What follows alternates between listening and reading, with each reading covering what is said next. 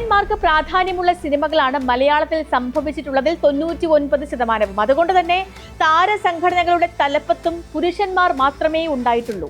താരസംഘടനയായ അമ്മയുടെ തലപ്പത്ത് സ്ത്രീകൾ വരേണ്ടത് അനിവാര്യമായി മാറുകയായിരുന്നു. ജനറൽ സെക്രട്ടറി ആയിരുന്ന സിദ്ദിഖിന് കേസിനെ തുടർന്ന് രാജിവെക്കേണ്ടി വന്നു.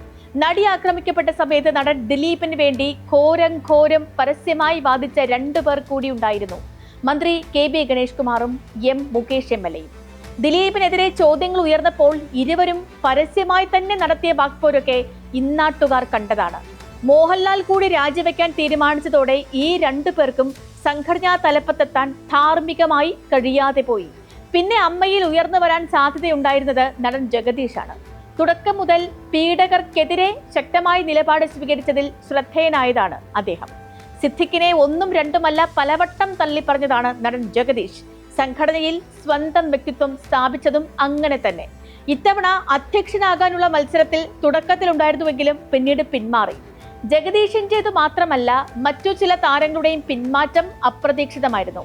ഔദ്യോഗിക പക്ഷം എന്നൊന്നില്ലാത്തതുകൊണ്ടുകൂടിയാണ് ഇത്തവണത്തെ ഫലം നായിക പ്രാധാന്യമുള്ളതായത്.